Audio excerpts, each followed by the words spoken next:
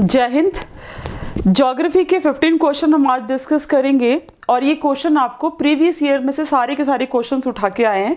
ये आपके लिए बहुत हेल्पफुल हो सकते हैं क्योंकि कभी कभी ऐसा होता है कि हम पढ़ बहुत सारी चीज़ें लेते हैं लेकिन हमें ये नहीं पता चलता कि हमने एक्चुअली प्रैक्टिस कहाँ से करनी है। तो अगर आपने थ्योरी को रिवाइज किया है, अगर आप ये क्वेश्चन को देखो कि आप इनके आंसर दे पा रहे हैं तो आप ये ज़रूर जर्नलाइज कर सकते हैं कि हाँ आप एक राइट ट्रैक पे चल रहे हैं, मतलब जो थ्योरी पार्ट आप पढ़ रहे हैं वो सही है। अगर आप इनके आंसर नहीं दे पा रहे हैं तो थोड़ा सा आपको अपने पीडीएफ्स को चेंज करने की ज़रूरत है, या ज्योग्राफी में आप जो भी चीज़ पढ़ रहे हैं। इसमें प्रीवियस ईयर क्वेश्चंस हैं, इंडियन ज्योग्राफी के और वर्ल्ड ज्योग्राफी के क्वेश्चंस बोथ आर इंक्लूडेड। तो जैसे भी आपके लिए जो हेल्पफुल रहेंगे या आप जो भी सॉल्व करेंगे उनको आप जर्नलाइज करेंगे कि आपको कितना इसमें से आता है। ठीक है, तो क्वेश्चन नंबर 1 के साथ हम शुरू करते हैं। क्वेश्चन नंबर 1 है कि you have to consider these 2 statements. अब ये 2 स्टेटमेंट क्या है? पहली स्टेटमेंट है कि igneous rocks are also known as a primary rocks and fossil deposits are only found in the igneous rocks. ठीक है, अब यहाँ पे बोला है कि ओनली फाउंड इन, जबकि जो फॉसिल डिपॉजिट्स हैं वो सबसे ज़्यादा किस में मिलते हैं? सेडिमेंट्री रॉक्स पे।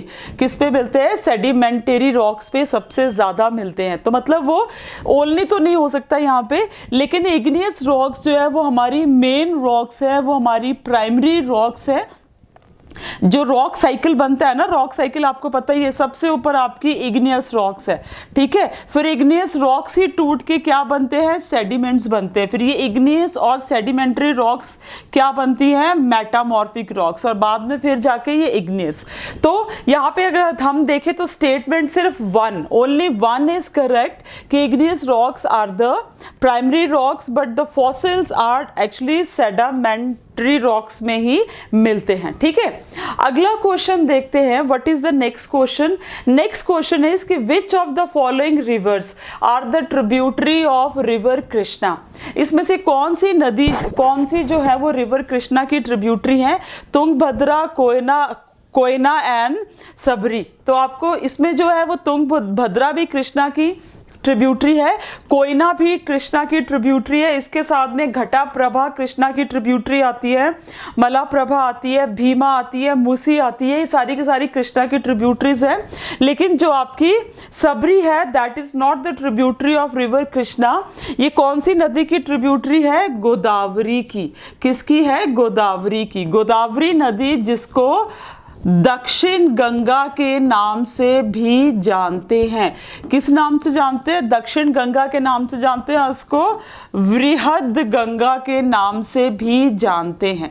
ठीक है, तो यहाँ पे सिर्फ आपके ऑप्शन 1 और 2 करेक्ट हुए, तो आपका राइट ऑप्शन क्या हुआ? 1 और 2। राइट ऑप्शन क्या हुआ आपका यहाँ पे? 1 और 2। ठीक है, अगला क्वेश्चन देखते हैं।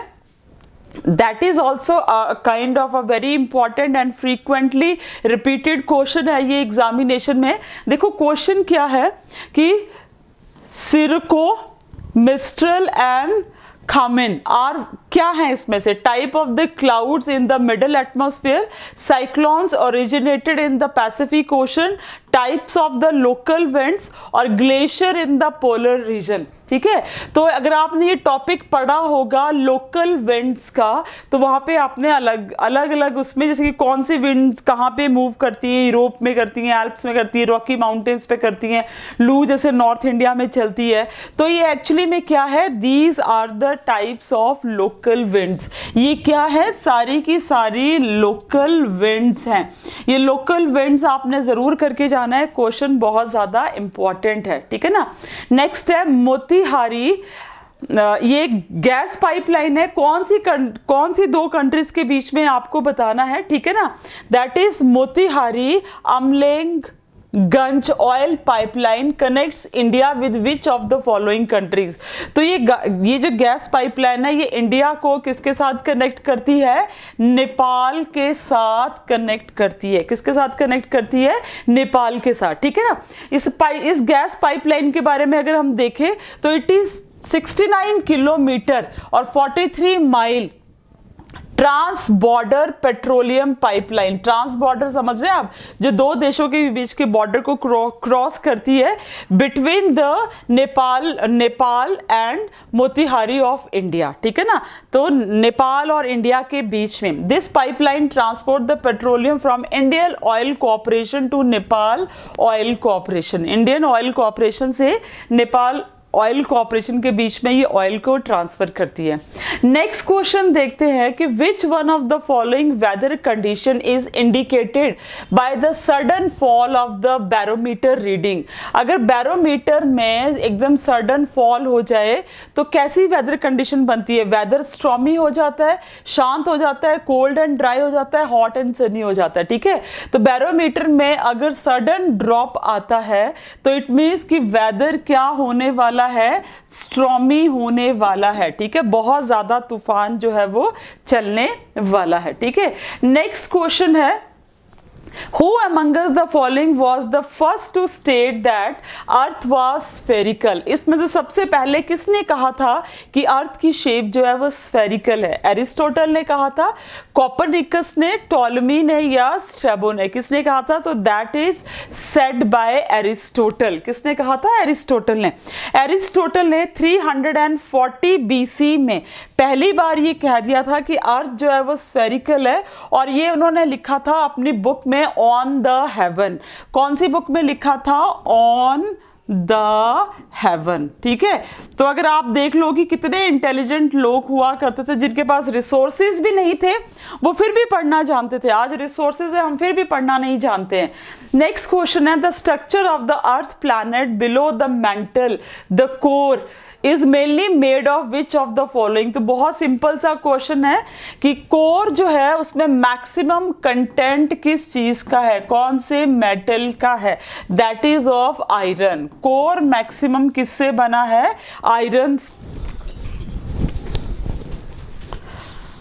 नेक्स्ट क्वेश्चन है, नेक्स्ट क्वेश्चन पे फोकस करते हैं। नेक्स्ट क्वेश्चन है, the difference in the duration of day and night increases as one moves from west to east, east and west to the prime meridian, poles to equator and equators to pole।